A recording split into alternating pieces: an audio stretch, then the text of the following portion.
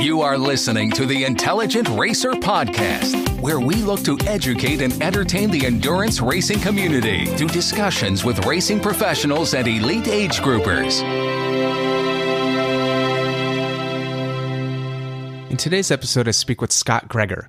He's an ultrarunner and the winner of the 2017 Barkley Fall Classic. We talk about that race and other running topics. I hope you enjoy. Scott, welcome to the podcast. How are you doing today? I'm good. Thank you for having me, Adam. Yeah, so why don't we start off with just learning a little bit about your background? I mean, did you come from a running background? How did you get into ultra running? I actually came from a weightlifting background, started maybe like 7 years ago, but after a friend asked me to do an obstacle course race with them, and I was in good strength shape, so the obstacles were really good, but I was horrible at running, so I wanted to get better at running, so I took that up, and I stuck with that. And I've been running for like maybe 4 years now, and to me, progression was always being able to run further, and now I've ended up running 100-milers, and yeah, that's slippery slope, right? Yeah, I know it is. It's a little bit addictive, but it's fun. Yeah. And so, I mean, at what point did you realize that not only was it fun and something you enjoyed, but you clearly excel at it as well? And we'll talk about some race results in a second, but it's not like you're a middle or back of the pack runner. I mean, you're really doing well here. Maybe about 2 years into it, so maybe halfway through my running career so far, you could call it. A couple of years into it, I've ramped my training up, spent more time in the mountains. I knew that I wanted to run 100-milers, so I needed to train hard for that, and just wanting to finish made me train hard and excel at it. Right. And talk to me a little bit. You're from Connecticut, right? Yeah, I'm from Connecticut. Yeah, and I'm from New York City, so I know the region. And just talk to me a little bit about, I mean, where do you go to get the mountain training? I mean, what are some of the areas? Yes. So Connecticut is not very mountainous. There's a good ridge that runs up and down the whole state, but I train on that during the middle of the week. But on the weekends, I like to travel. Some of my favorite spots are the White Mountains in New Hampshire, Adirondacks in New York, and the Catskills in New York. That's a little bit closer to you. Yeah. So those are the good mountainous regions that I train in. Cool. Yeah. That's like same in New York City. As I have no mountains right here, but within a decent drives, there's some good options. Yeah, up by Harriman State Park up there. Yeah, Bear Mountain. What's that? Bear Mountain's up there. Yeah. Yeah. There's some good races around that area. Yeah, and so in terms of 2017, I was looking over kind of your race results and things, and you've had a heck of a 2017 so far. A couple of the highlights I wanted to just touch on. One was Cruel Jewel. So it seems like that's obviously a notoriously difficult race. You came in second place. It seems like you kind of specialize in these really challenging, difficult races. I guess I really want to run hard rock is what it comes down to. So yeah. I've took a trip out to Colorado a while ago, and I haven't been back since, maybe 2 years ago, and I really like the big mountains out there. So I've been trying to train in areas with a lot of gain to replicate that. So if one day I get in, I'll be ready for that. But I just like the challenge of being in the mountains and all the climb that comes with it. I know it's hard, but it's rewarding when you're able to finish a tough race like that.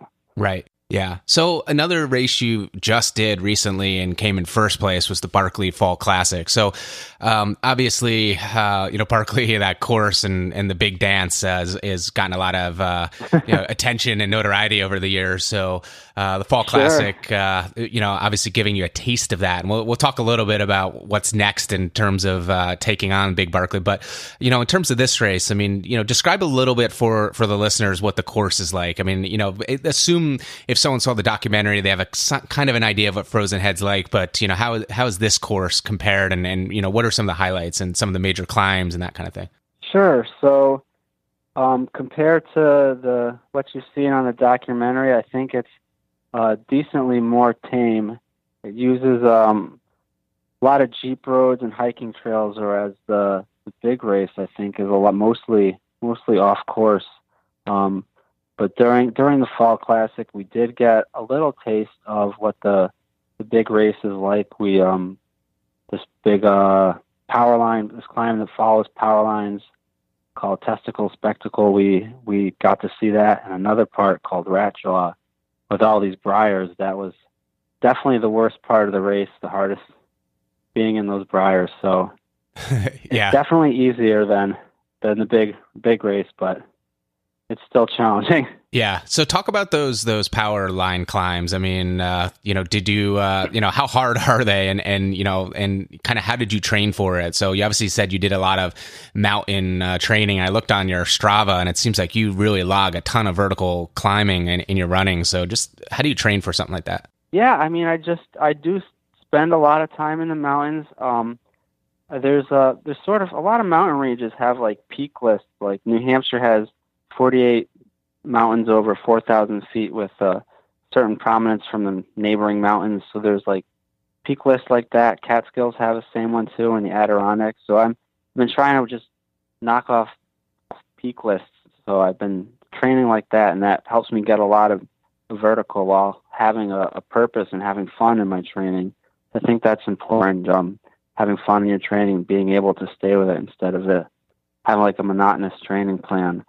So the Testicle Spectacle I think that was my favorite part of the Barkley Fall Classic. It was, we went down it and then back up it, and it was like really muddy and some briars to the side, but when I went down it, I had missed a turn right before it. So when I had to backtrack and then descend it, and that when I was doing that, there were a lot of people descending as well. So I was trying to go fast and sliding and slipping down these muddy route while everybody else was trying to take it slow and easy, and I was flying all around, falling over. But I had fun doing that, like bombing it crazy out of my mind. But Ratjaw was the worst part. By the time I made it to Ratjaw, I was leading the race again, and we had to clear we had to follow the power lines up to the top of this mountain, and we had to clear a path through the briars. There was no trail or anything to go through. It was just go straight through the briars. And like at times they were taller than I was. I mean, they were grabbing onto the top of my head, onto my hair, and oh man, it was so painful. I hadn't worn any calf sleeves, which I should have done. I was in a sleeveless shirt. I mean, my legs were so cut up. They were like dripping blood. My arms were so cut up. I actually, a team of three of us kind of worked in a shift to clear the way. So I had to stop because I was in so much pain. And so the next person was able to clear the way for a little bit. And we kind of had like a rotating team of people clearing Ratjaw. Oh man! So I'm assuming, it was horrible. So I'm assuming the middle and back of the pack people, had the advantage or whatever of having you all clear up front. I suppose. Yeah, they had a huge advantage. I mean, like at one point I turned around while we were clearing, and there was a train of 20, 30 people behind us just following us up while we were clearing. So that really bunched things up. And yeah, they didn't have to suffer with all the cuts that we had. Yeah. And in terms of steepness, pictures don't do these climbs justice. So, I mean, how much of this is runnable, if any, and how much of this is you're just power hiking and kind of, I've read people have to crawl up parts. I mean, for someone who wins the race, I mean, what is your experience going up these power line climbs? Let's see. Yeah, going up the climbs, totally not runnable. Testicle Spectacle, no way too steep. Yeah, same with Ratjaw. It's too steep and too briar covered. I mean, those are parts that you have to power hike. But a lot of the race is pretty runnable. There's jeep road sections, and some more tame trails that are runnable. I don't know, maybe like 60% of the race is runnable, I guess, in my opinion. Yeah. Yeah, and you mentioned that you got lost, and so obviously in the big Barkley, navigation becomes is one of the major factors of success there. Yeah. This race, there's not as much navigation, but it sounds like there's still opportunities to get lost. I heard a large group of people got lost. In fact, so I mean, talk about that a little bit. I mean, how much does that play into it? Yeah, that's a big factor. I mean, the there's some markings. There's no confidence markings. There were like some marks that turns go this way, go that way, but some of them weren't marked. You come to a fork and you better pick the right way. You better look at your map and understand where to go. So I failed to pick the right way a couple of times, and a lot of those people, that big group you mentioned, did the same thing. I know when I lost my lead the first time I got lost, the guy who overtook the first place, David Riddle, I think he had a big problem being lost as well later in the race. So yeah, I mean, a lot of people got lost. I was surprised the top finishers weren't even the same people I was with like halfway through the race. Yeah. And yeah, navigation's huge. and so what would you, if you went back now, I mean, obviously, you know, a little bit more, you've done the course, but I mean, he'll change it up or whatever. But if you went back, I mean, how would you approach it? I mean, is it studying the map more or having some compass navigational skills? I mean, what, ignoring the skills you would need for Big Barkley, but for this particular thing, what would you do different? Yeah, both of those suggestions I think are crucial. Studying the map more, having some map and compass skills, and following along where you are on the map, knowing where you are is important, and just taking the time to stop when you're confused and to figure out where you are and if you're off course. It's better to take the time to make sure you're going the right way than to chance it and waste a lot of time hoping you're going the right way. So, yeah, that's a good point. It's like 5 minutes of looking at a map versus, I don't know, half hour to an hour off course. It's, right. Yeah. So did you get very discouraged? I mean, you kind of went out quick and then you get lost. And then, how did you kind of stay mentally in the game to be able to then come back to get to first place and win it? Yeah, definitely got very discouraged at the beginning. I was thinking in my head, well, this is not a competitive race for me anymore. I'm not in this, but I kind of eased up a little bit, but coming downhill at some point, but I was still pushing somewhat. It wasn't before long that I caught up to other people. I don't know, an hour after I got lost, I came up on first and second place, and so after that I realized I was back in the game, and I didn't relent after that point, since I knew I was back in it. Right. And what do you think were the keys to getting back up front? I mean, was it your descending skills, flying down these hills? I mean, what was the differentiator, or is it just pure fitness and will? Yeah, I mean, it's both ascending, descending, and fitness and willpower. So yeah, coming down, it was courage and willingness to risk getting hurt and fall down and get cut up by briars. And coming back up Testicle, I was moving a lot faster than other people. Trying to get around people there, and going uphill. That's when the fitness comes into play. So, right. I would love to see a video of you flying down that hill. Man, I wish I had one. Were people looking at you as they were cautiously going down, and you were just gunning it? They were like, "What the heck is this?" I came up to a group of people at one point, and they were all stopped and like about to take it slow. And I asked them, "Why are you stopped?" And I got a little closer, and I saw why they were stopped. It was steep and muddy, but I said to hell with it and just bombed it anyways. And just passing everybody doing that. I love it. Falling on my butt, sliding around. It was fun though. Awesome. I love it. So, in terms of keys to success for this race, so obviously, fitness and having some sort of navigation skills in place. I mean, is there anything else that you would say would be, a part of the skills that you would need to kind of, get up into the upper part of the finishing, or at least making the cutoff to get through the 50K? Is there anything else?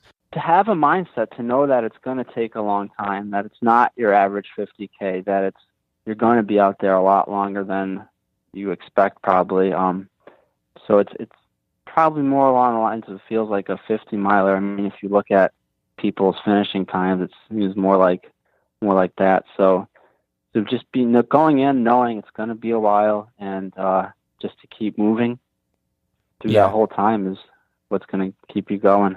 Right. And then in terms of training, so it didn't sound like do you have a coach or are you sort of self-coached? No, I am self-coached. Yeah. I'm thinking about getting a coach just to help me for the big race, but yeah, we'll see if I do that or not.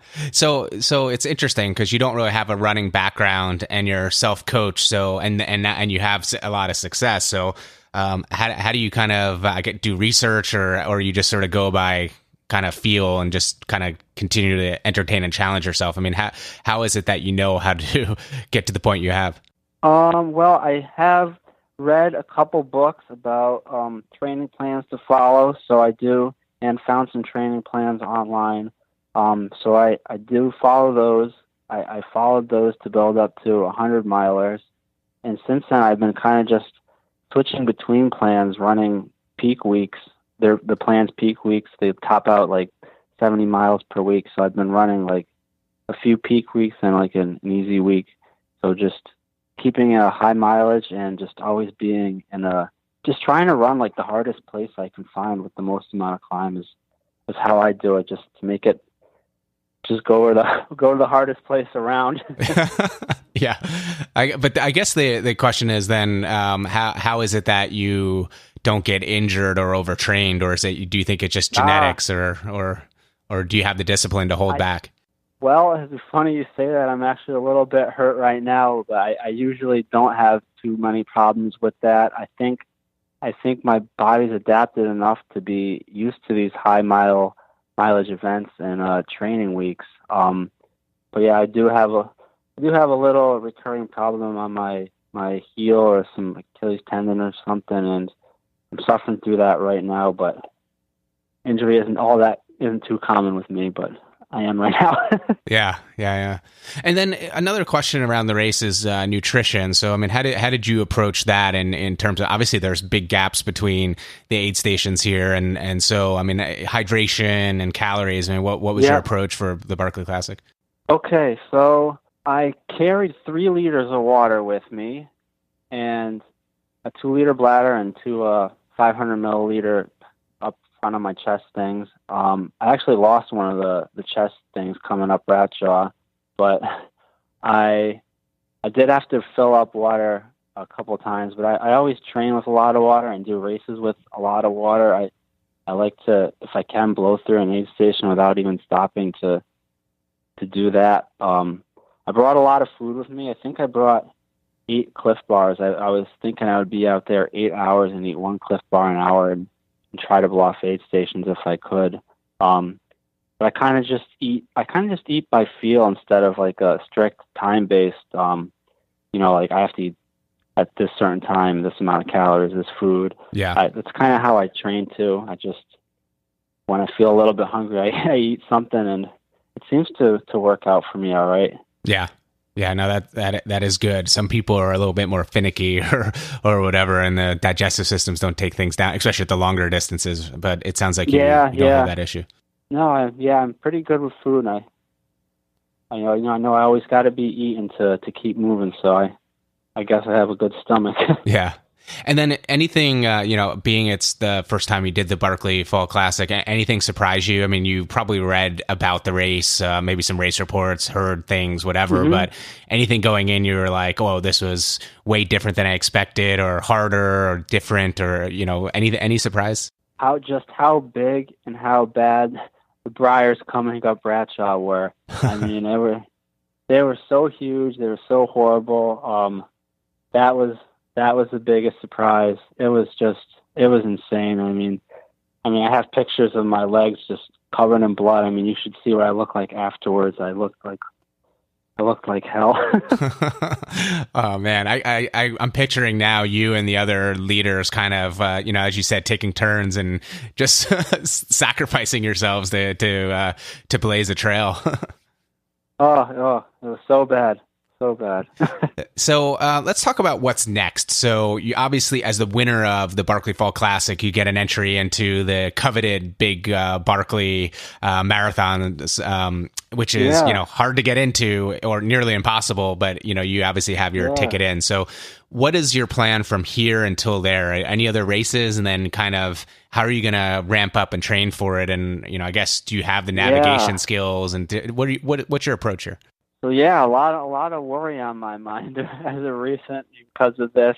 Yeah. So I know training for this over the winter is going to be hard living up north. So my biggest concern is my navigation skills. I do have a friend around here who's into orienteering and who has a running background, an ultra running background. So he's going to teach me to be better with map and compass.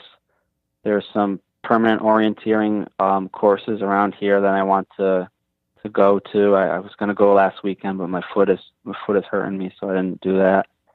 And check out some orienteering clubs around here. I want to do even more climb than I do already. I read John Kelly and Gary Robbins there, sort of how they trained, how I want to kind of mimic what they've done. I know John Kelly used the TWAT 100 as a sort of a practice run for Barkley, and I signed up for that race in February. Yeah. And then until that, I don't have any other races except I got a marathon next month called Cat's Tail in New York. I don't know if you've heard of that. It's a pretty rugged trail race in the Catskills. Yeah. Hopefully I'm feeling well for that, but just getting a lot of climb, a lot of hill repeats, going to the steepest place I can find and doing repeats there and brushing up on my navigational skills. That's my plan, just to crap load of climb. Well, I mean, having a little bit of fear is a good thing. I think the common theme of people who do well at Barkley is an obsession and a kind of just really a singular focus on the goal, right? So it sounds like having a little bit of that post Barkley Fall Classic fear to say, oh, I've now got to do this, the big bad beast is a good thing, and so that will help motivate you and keep you focused. Yes, definitely. Yeah, I quit my gym and joined a newer gym because the treadmills at my existing gym aren't steep enough. So I don't need steeper ones over the winter. Yeah, because I don't know with some that go up to 30%. Oh wow, yeah. I don't know if I'll be going that high, but maybe a little. Yeah, I mean, I saw some pictures and maybe some videos of Gary Robbins training up in British Columbia in the winter. Just going up and down trails and snow and stuff. So. It can be done. So maybe you'll have to do some of that, get some warm clothes and, putting you on the spot here. I mean, what kind of expectation are you going into it? Or are you just sort of going in and saying whatever happens is going to be good, first time experience? Well, I mean, I do want to finish. I mean, it would be crazy to go there without the intent to finish. So I do want to. I will try as hard as I can. I mean, if I don't, which I probably won't, I guess I just want to learn as much as I can while I'm there so I can keep trying again. I mean, I just want to give it my all, I guess. Yeah. Yeah. I mean, that's the thing is if you, from here on to there, stay focused and, as you said, do the orienteering and just get the vertical in and, do your research. Yeah. I think I've interviewed John Kelly, Nick Holland, those guys. And so I check them out on the podcast. But, one of the common themes is there is that kind of obsession of just doing the research, getting really familiar with everything, getting a lot of preparation. And, those guys did it. So it's certainly possible. Just, and you obviously have one advantage in that you've already seen some of the, I guess the marquee climbs at least and kind of understand the terrain there and such. Yeah, I think it took both of them 3 years maybe to do it, so probably take me that too, if that even happens. So I guess one final question. We're almost out of time here. I mean, what else? Obviously, Barkley is a huge goal and obviously the focal point for 18. But what else do you have on your bucket list? Are there any other? I mean, you seem to specialize in these really difficult things. Anything else? You obviously said hard rock, but what else is on there? Yes, hard rock. Maybe I think a 200 miler, like Bigfoot 200, or you know what? I'm not sure how to pronounce it. TDG, Tour de Giants or something in Italy. Yeah, that's brutal. I know. Yeah, Nick Holland ran that one too. I would like to do that. Yeah. So the more mountainous is what I'm looking for. Oh, and Ronda del Sims, I think that's how you say it. And Andorra looked like a cool race too out in Europe. Another 100 miler with like 40,000 feet of climb. So those would be some bucket race lists of mine. Yeah. Well, cool. I mean, Scott, best of luck with your training and your orienteering and all of that in the run up to Barkley. Obviously, I'll be following it closely. It's one of my favorite things to do that time of year is track everyone, on the Twitter or whatever and see, what's going on. But it's exciting stuff. It's a cool race and, best of luck with it. Thank you so much. It's been great talking with you. Thanks for listening to the Intelligent Racer podcast. For more information on this and other episodes, please visit www.intelligentracer.com. Also, be sure to check us out on social media and please review us on your podcast directory. Join us next time for another edition of the Intelligent Racer.